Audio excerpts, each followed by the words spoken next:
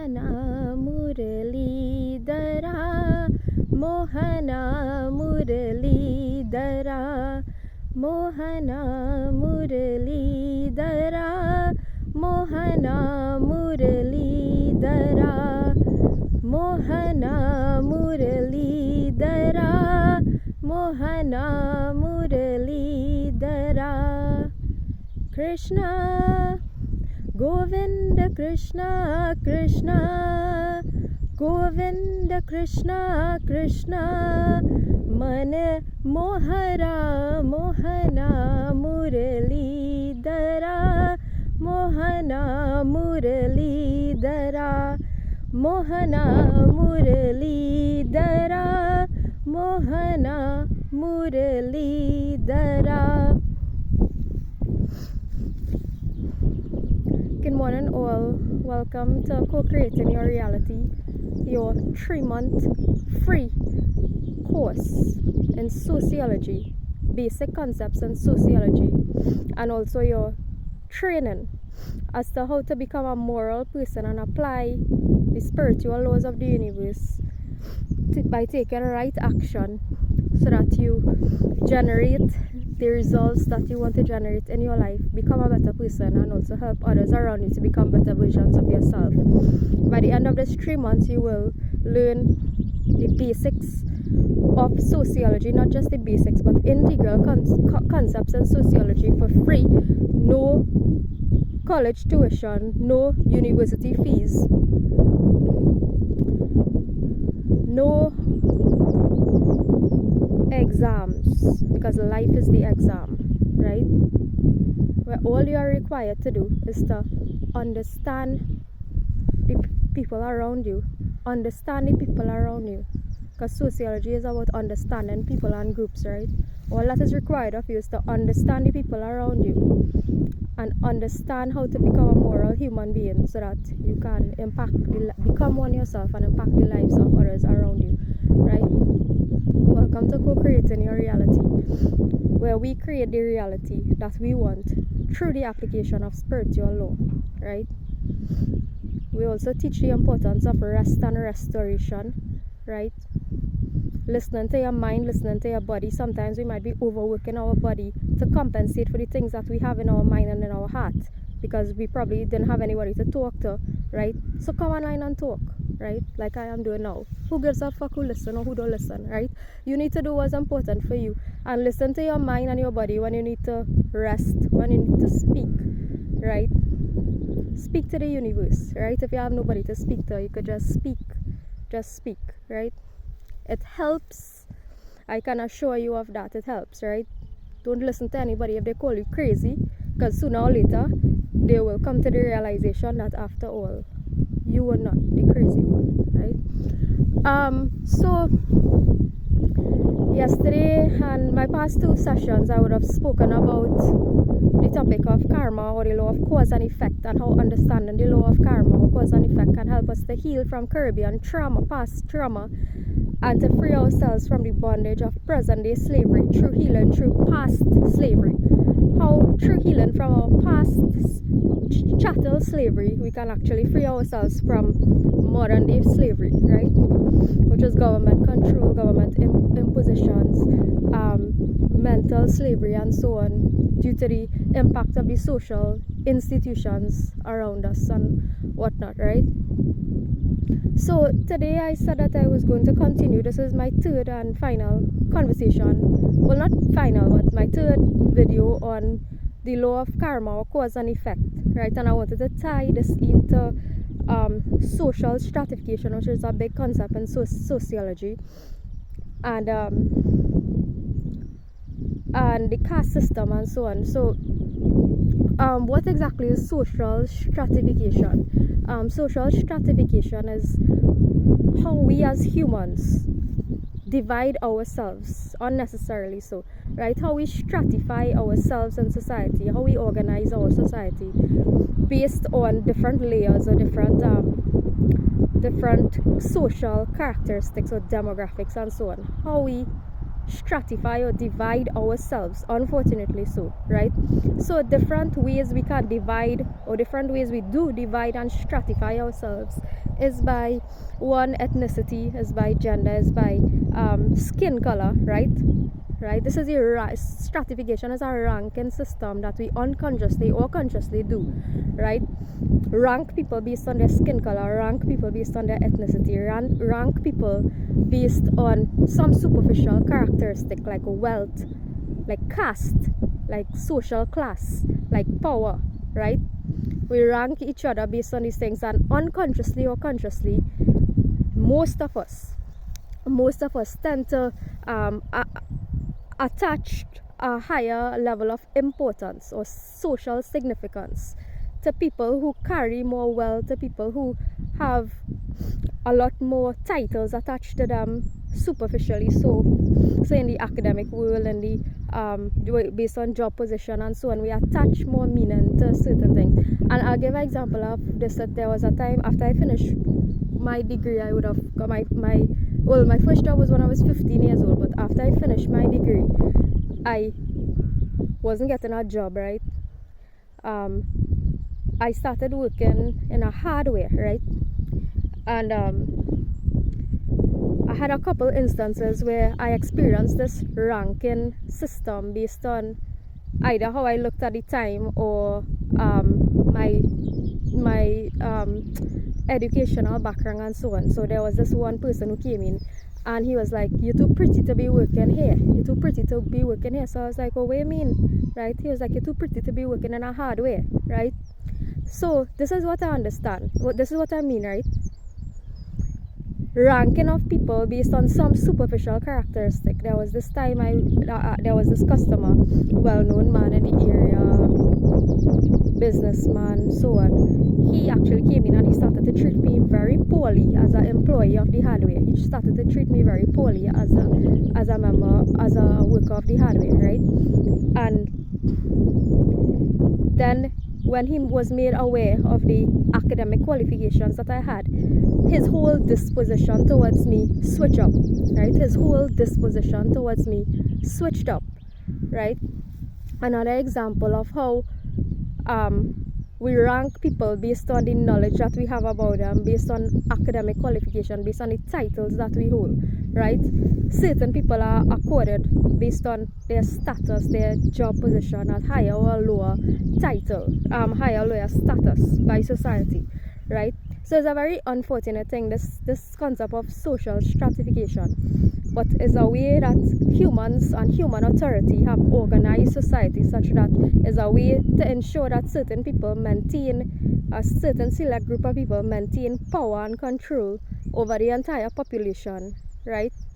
Whilst we fight amongst ourselves within our groups and outside of out group fight and in group fight, and we continue this whilst the select few maintain their system of power and control, right? So this video is about dismantling this whole idea of stratifying or layering ourselves based on superficial characteristics, right? Because remember, my last video would have spoken about equality under spiritual law. Yeah, my last video would have spoken about equality under spiritual law, right? That we are all equal under spiritual law, and the law of karma doesn't discriminate, right? The law of karma does not discriminate. It affects us all, right? All of us have to pay for our bad deeds. All of us have to reap the benefits of our good deeds, right? That's just how the law works, right? Not that we should go about expecting results, positive results from good deeds we have performed, right? That is not something. It is advised in the Bhagavad Gita that the wise ones, for you to truly, like in true spirituality, you don't do good deeds in order to attract good results, right? You don't intentionally do things for the sake of receiving benefits in return. That is not how you should operate, right? Work without attaching yourself to the fruit of your labor, right? Work without attaching yourself to the fruit of your labor, with the knowledge that all is going to be well at the end, right? Just continue to do good in whatever capacity that you are doing good in, right? And align yourself with the laws of the universe, and you will be protected. You will be covered by the universe. You will be covered by the universe itself, right? Because these are universal laws for a reason, right? It's expected by the universe that you bring yourself in alignment with it in order to become a better, highest version of yourself, right? It's just that you shouldn't go claiming the fruit of whatever work that you've done, right? Just rest in the knowledge that all will work out in the end, right? So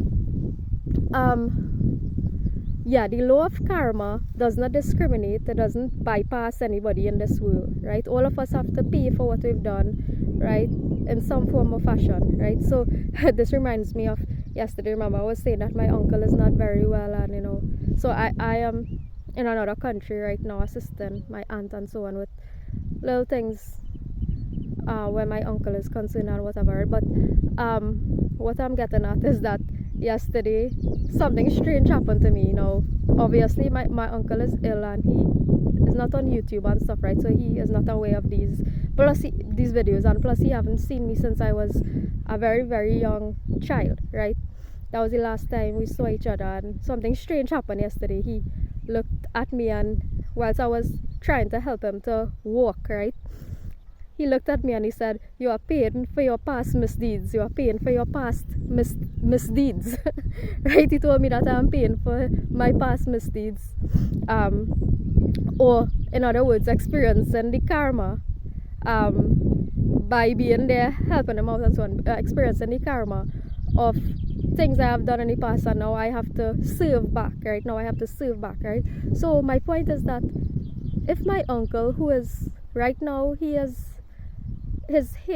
difficulty hearing, he has difficulty seeing, his vision is a little bit impaired, he has difficulty hearing, right? He has difficulty in walking, and if he, as a currently little bit physically impaired, right, and ill, right, not physically well, and if he can understand this concept of karma, right, and remind me that this is part of my it was a good reminder too. If he can remind me, and he was aware in his feelings, senses and so on, if he was aware and could have identified and observed the law of karma playing out, what is stopping any of us? What is stopping you who is listening to my video to observing the law of karma in your life and changing your behavior and bringing yourself in alignment with the laws of the universe, such that you cancel out, or you nullify the impact, or you try to ease the impact of your negative consequences of your past behavior, right? Through aligning yourself, through bringing yourself in alignment with spiritual law, right? There's nothing that is stopping us from doing the right thing. Awareness is the first step, right? Awareness, being aware that we have been engaged in a wrong activity, right, as the first step. And then secondly, bringing ourselves in alignment with the law, right, in order to ease our own karmic burdens, and also to help others to ease theirs by giving back, serving back to the universe, right? Serving back, right? And creating freedom, and being actively involved in the creation of freedom, right? So we are talking about social stratification. So I would like to draw a reference to the caste system, mainly system. You all know about the caste system from India, right? This is another way society is stratified. Caste system being a remnant of, I believe, was the British self that had, and the probably the societally powerful Indians as well at the time, who would have created the caste system to maintain their material benefits and power and control and so on. But whatever, it is the system that ensures that certain people at the bottom of the ladder do not ascend or do not reach to the higher echelons of society, right? It's a system of employment as well. It is a system that they organize society by. I don't know exactly the influence, how pervasive this influence is still on India in India, but I can almost guarantee, because of the amount of poverty that's around the world, right? The amount of colorism, right, that's around the world, and so that the system is still very much entrenched and continue to impact society there, and not just there, but in different ways society is organized around the world and so on, right? So like in the caste system in India, there's different layers. So there's like the priest class, and you have the warrior class, and you have the tradesmen and merchants, business people and so on, and you have laborers. And at the bottom rung of the ladder, which is not even included in the caste system, there's this group called Dalits. And if you all don't know what Dalits is, you could search it yourself, right? Switch off your TV remote and search, get off of Facebook and Google the term Dalit and see what it means, right? But I'll say what it is anyhow. A Dalit in India is someone who is not even considered worthy enough to be part of the caste system, right? Is an untouchable, as they call them, right? Someone who is not, they exist at the lowest, societally lowest, the bottom of the rung of the ladder, social ladder, such that they are not even considered as part of the society. They are not even considered as part of the society, right? And there are many factors that play into this colorism, status, social status, and all these things, right? Now, why I'm talking about this is that at every journey in my life, whether it be academic, my love stories, whether it be my traveling journey, like here, I am always led to one particular thing, and I don't know why, but I mean, I know why now, because it is integral to my journey and is integral to my purpose, right? But I'm always led to this one thing, and it is challenging the social and human structures and authority in which we find ourselves trapped or enslaved by, challenging those and transcending those, right? So on the plane, on the flight, when I was coming here now, and it was a decent flight, it was a nice flight, comfortable and so on, but it was very long, 8 hours from Trinidad to here. And you all, well, each seats had their own computer system, so you could watch whatever movie you want, or listen to music, or play games or whatever, right? Now you all know that I don't watch, if you know me, I hardly watch movies. Very rare you would find me sitting down and watching a movie, right? But the flight was 8 hours and I couldn't sleep through it all, right? So I was searching for a movie and I was drawn to this particular movie. It's called Writing by Fire, or Writing with Fire. I can't remember the exact name. Writing with Fire, right? And I don't know why I was drawn towards this movie. The name of it attracted me, actually, and I watched the movie, and it was about this one Dalit female, right? And her dream was to become a journalist, right? And obviously, you know, you can't make it to be a mainstream journalist from being a Dalit in that society, right? But she, through perseverance and persistence, she utilized one piece of technology, right? It's a very ironic movie to me, right? And it also is dear to my heart. After I watched it, I held the movie dear to my heart, because I had like certain similar certain things about the movie just reminded me of myself, right? So it was a young female who she wanted to be a journalist, but not in the mainstream, right? So she, through perseverance, through persistence, through resilience, she utilized her social media platforms. She eventually opened a YouTube channel, right? And she went around using one technological device, her cell phone, one piece of technology, her cell phone, right? She went around interviewing people who were victims of social injustice and stuff, right? And the movie actually opened with a police incident, a police raid incident or something, or with a group of men who raided someone's house and took advantage of them and so on. And it was reported to the police, and the police did absolutely nothing but laugh and ridicule and mock the situation, right? So all of these reminded me of experiences I've been through as well, right? And anyhow, the girl sort of mobilized a group of other women and so on, and other people generally, and they were able to rise to create their own system outside of a system, right? And their own journalism. And this is all to speak of empowerment, self-empowerment, and how she could have simply accepted her social status as I am a Dalit, or I am at the bottom of this caste system, right? And could have just said, I want to tie in this to karma as well. She could have just simply said that this is my karma. Being at the bottom of the system is my karma, right? And accept her position there, right? But instead she chose to utilize her position to make something of herself, right? She chose to utilize her position to make something of herself, right? Instead of accepting being a victim of the caste system, instead of being a victim of her social system, because it's easy to play a victim in a situation where, by virtue of your color, by virtue of your ethnicity, by virtue of your lack of money and so on, you could just put yourself in a position and be a victim and say, well, okay, this person discriminated against me, this person discriminated against me. But what she actually does was utilize her position, her lowly position in the social realm, and use that to rise above that. Self-empowerment through understanding that from this moment I can create my destiny. Whatever happened in the past, or whatever the caste system was in the past, doesn't matter to me, right?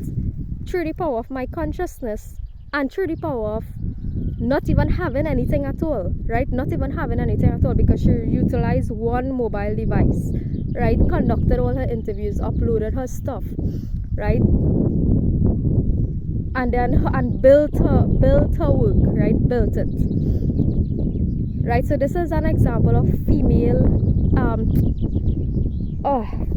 not female, but anybody's empowerment, right? Female empowerment, because I relate it, but I don't, like I said, I don't want to right now at least get into that gender discussion, because I'm not going into the whole feminist thing and whatever. I'm not interested in that, right? Human empowerment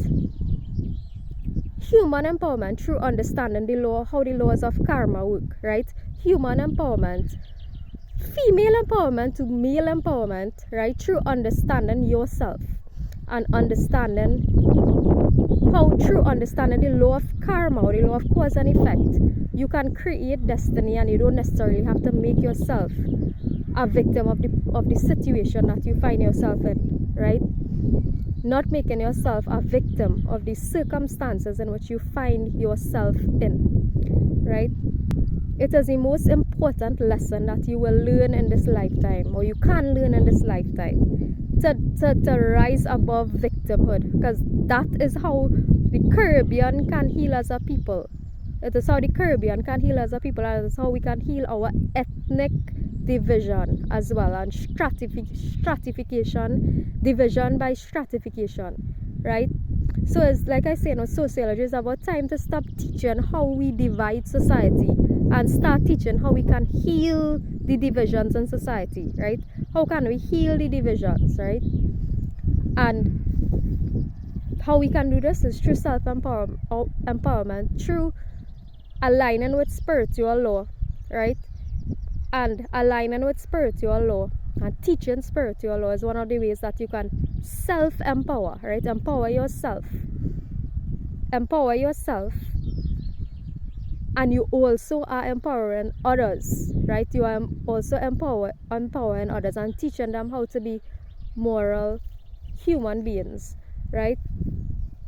So this is the third video I'm making on the law of karma, the law of cause and effect, and it is to clarify the misconception or misinterpretation people have of what karma is. Karma is not just rocking back and saying or telling other people that is your karma, or rocking back and telling people you are like, or accepting your position based on your false belief. Yeah, it's not about accepting anything because you just believe you deserve this or you don't deserve this or whatever, right? You deserve what you work for. You deserve what you the effort and the energy in which you give to the universe. That is what you deserve in return, right? right? So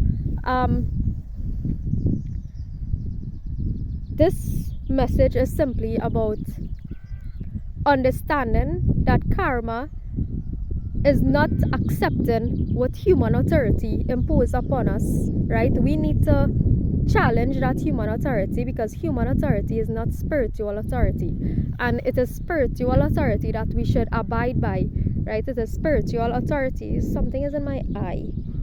Hold. It is spiritual authority that we should abide by. It is not human authority that we should abide by, right? And that is one of the highest ways that we can empower the self and empower others around us to create freedom, to create a situation of anarchy, which is not chaos. Anarchy does not mean chaos, but that's a topic for another day. Probably my next video will be on the topic of anarchy, right? Another sociological concept which I was introduced to in my master's program in sociology, right? So anarchy does not mean chaos like the authorities would like to have us believe, right? Anarchy doesn't mean chaos, right? Anarchy actually means no masters, no slaves, right? Creating a voluntarily free society. But I'll go a little bit deeper into that in my subsequent video, probably, once as you all stick with me as we explore sociological concepts and tie that in with moral law, natural law, spiritual law, divine law, karma, right? Laws of Ma'at. As we tie in all these concepts together and explore new dimensions or new spaces of sociological exploration, right? In order to create the change that we would like to see in the world through understanding that all originates in the mind.